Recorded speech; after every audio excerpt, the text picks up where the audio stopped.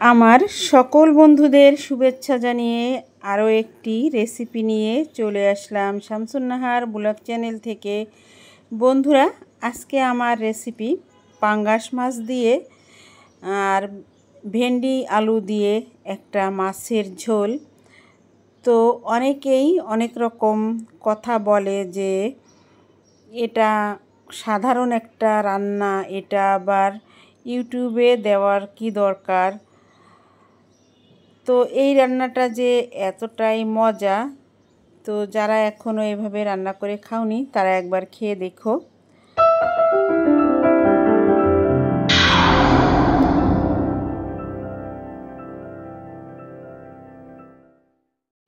আসসালামু আলাইকুম বন্ধুরা, এখানে দেখো আমি পাঙ্গাস মাছ নিলাম কয়েক পিস।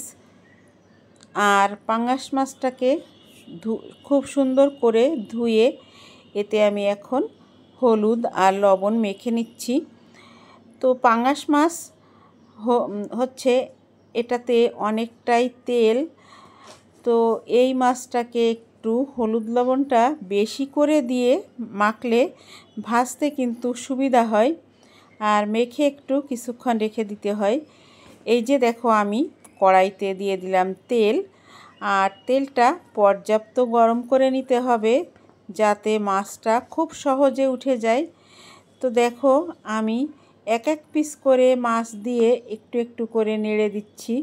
তো এই মাছটা কিন্তু দেওয়ার সঙ্গে সঙ্গে কড়াইতে লেগে যায়, তো একটু যদি দেওয়ার সঙ্গে সঙ্গে একটু নেড়ে দেওয়া হয়, একটু তুলে দেওয়া হয়, তাহলে কিন্তু আর লেগে যাওয়ার ভয় থাকে না। তো কড়াইতে ওটাকে বলে কামড়ায়ে ধরা, তো ওইটা কামড়ায় আর ধরে না, কড়াইতে চুপকে যায়, কড়াইতে এটা যায় না। তো আমি যেভাবে এই যে দেখো নেড়ে নেড়ে দিচ্ছি, এভাবে দিলে কিন্তু আর লাগে না কড়াইয়ের গায়ে। যাই হোক, তোমাদের একটু বোঝানোর জন্য বললাম। তো দেখো আমি একে একে মাছগুলি দিয়ে দিচ্ছি আর নেড়ে দিচ্ছি। তো বন্ধুরা, অনেকেই বলে যে এটা দিয়ে ওটা খাওয়া যায় না, ওটা দিয়ে ওটা খাওয়া যায় না। তো অনেক কিছুই আছে খাওয়া যায় না, তারপরেও যেগুলো অনেকেই অনেক কিছু খায় না। তো আমাকে একজনে বলছিল যে এই যে সাধারণ রান্না, এটা কি আবার ইউটিউবে দেওয়া লাগে নাকি? হ্যাঁ, এই সাধারণ রান্নাই হচ্ছে অসাধারণ। এটাই কিন্তু আমরা সব সময় খেয়ে থাকি। এই সাধারণ রান্নাগুলোই কিন্তু বেশি ইউটিউবে দেওয়ার প্রয়োজন। এই রান্নাগুলোই কিন্তু অনেকেই জানে না। আমার দেখা চোখে আমি দেখছি অনেকেই কিন্তু এই রান্নাগুলো রান্না করতেই পারে না। তো এইগুলোই কিন্তু আমাদের রেগুলার খাওয়া লাগে। রেগুলার যে রান্নাগুলো আমি সেইগুলোই দেওয়ার চেষ্টা করি। আমরা বাইরে যে কয়দিন খাই, মাসে একবার, সপ্তাহে একবার, আমরা তো প্রতিদিন বাইরে যে খেতে পারি না, কিন্তু আমাদের কিন্তু প্রতিদিন কিছু না কিছু 2-3 পদের রান্না করতে হয় ঘরে। তো এইগুলোই হচ্ছে আসল রান্না। তো দেখো আমার মাছগুলো ভাজতে ভাজতে এখানে আমি আলুগুলো তেলের ভিতরে দিয়ে দিলাম। আর এখনও আমার এই যে 2 পিস মাছ ভাজা বাকি। তো এই যে কাজের একটু যত তাড়াতাড়ি সম্ভব করা যায়, এই জন্য মাছের সঙ্গে আমি আলুগুলো দিয়ে দিলাম। এভাবে ভাজলে কিন্তু তাড়াতাড়ি হয়ে যায়, একটু সময় বাঁচানোর জন্য আর কি এটা করা। তো যা বলছিলাম বন্ধুরা, তো এইগুলোই হচ্ছে আমাদের রেগুলার খাওয়া লাগে, রেগুলার খেতে হয় এই ধরনের রান্নাগুলো। তো এই জন্যই এগুলোই বেশি বেশি করে ইউটিউবে দেওয়া উচিত। তো আলু ভাজার পরে আমি এখানে দেখো পেঁয়াজগুলি দিয়ে দিলাম। এখন আলুর সঙ্গে পেঁয়াজগুলি আমি ভালো করে ভেজে নেব।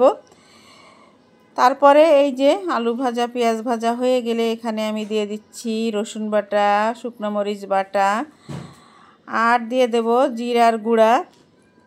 এগুলো দিয়ে ভালো করে মশলা আর আলু সুন্দর করে কষিয়ে নেব।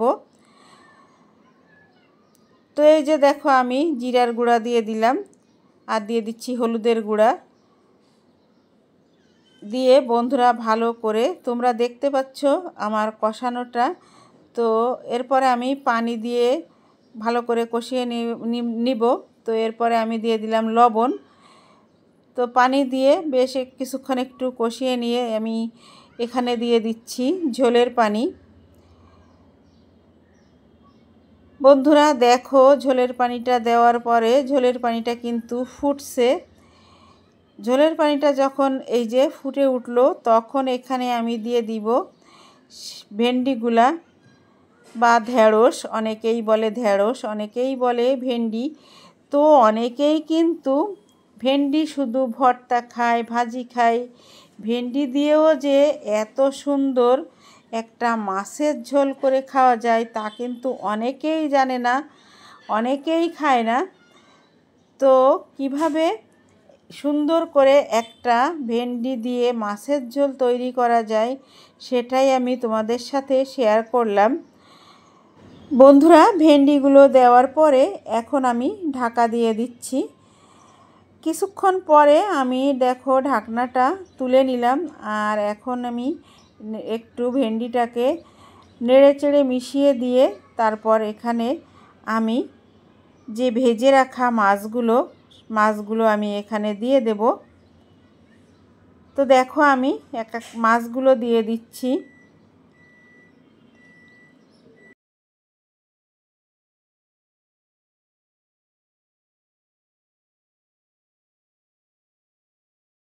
সম্পূর্ণ মাছগুলো আমার দেওয়া হয়ে গেল। মাছগুলো দিয়ে এখন আমি একটু নেড়ে চেড়ে আবারও মিশিয়ে দিলাম, উপর নিচ করে দিলাম, আবারও আমি ঢাকা দিয়ে দেব। তো এখন আমি একটু লবণটা চেখে দেখলাম। ভেন্ডি তরকারি কিন্তু রান্না করতে খুব বেশি সময় লাগে না। তো দেখো বন্ধুরা, আমি এখন ঢাকা দিয়ে দিলাম। কিছুক্ষণ পর আমি আবারও ঢাকনাটা তুলে নিচ্ছি। বন্ধুরা ঢাকনাটা তুলে নিয়ে আবারও কিন্তু আমি একটু উপর নিচ করে হালকা হাতে নেড়ে দিচ্ছি আর দেখে নিচ্ছি ভেন্ডিগুলো সিদ্ধ হলো কিনা। তো এখনও খুব বেশি সময় কিন্তু জাল হয়নি। তো ভেন্ডিগুলো এখনও একটু সিদ্ধ হতে বাকি আছে। তো আবারও কিন্তু আমি লবণটা চেখে দেখলাম। বন্ধুরা আবারও আমি কিছুক্ষণের জন্য ঢাকা দিয়ে দেব। কিছুক্ষণ পর এসে আমি আবার ঢাকনাটা তুলে নেব। তো দেখো আমার আজকের ভেন্ডির তরকারিটা কিন্তু হয়ে গেল। তো আজকের এই রেসিপিটা তোমাদের কাছে কেমন লাগলো? আর যারা এখনও এইভাবে ভেন্ডি মাছ দিয়ে রান্না করে কখনো খাওনি, একবার হলেও এভাবে খেয়ে দেখো। অসম্ভব মজার একটা রান্না। তো সাধারণ হলেও অসাধারণ। আমাদের নিম্ন মধ্যবিত্ত পরিবারের অনেকেই কিন্তু এই যে পাঙ্গাস মাছটা খায়, এটা একটু কম দামে পাওয়া যায়। তো এই মাছটা অনেকেই আবার খায় না, একবার খেয়ে দেখো। তো আমি একটি সার্ভিং ডিশে আমি তরকারিটা ঢেলে নিলাম, কিন্তু আমার হাত থেকে পিছলে পড়ে যাচ্ছিল। তো দেখো কতটা লোভনীয় লাগছে দেখতে। যতটা লোভনীয় লাগছে ততটাই কিন্তু সুস্বাদু হয়েছিল খেতে। আমার আজকের এই রেসিপিটা তোমাদের যদি কোনো অংশে একটু ভালো লেগে থাকে, লাইক কমেন্ট শেয়ার করে দিও। আর সাবস্ক্রাইব করে, নতুন যদি কোনো বন্ধু থাকো তাহলে সাবস্ক্রাইব করে আমার চ্যানেলের পাশে থেকে যেও। বন্ধুরা আজকের মতো এখানেই বিদায় নেব। চলে আসব নতুন দিনে নতুন কোনো একটি ব্লগ ভিডিও বা রেসিপির সঙ্গে। সে পর্যন্ত সবাই তোমরা সুস্থ থেকো, ভালো থেকো, সবাই সবার পাশে থেকো। আজকের মতো বিদায় নিচ্ছি। আল্লাহ হাফেজ। আসসালামু আলাইকুম।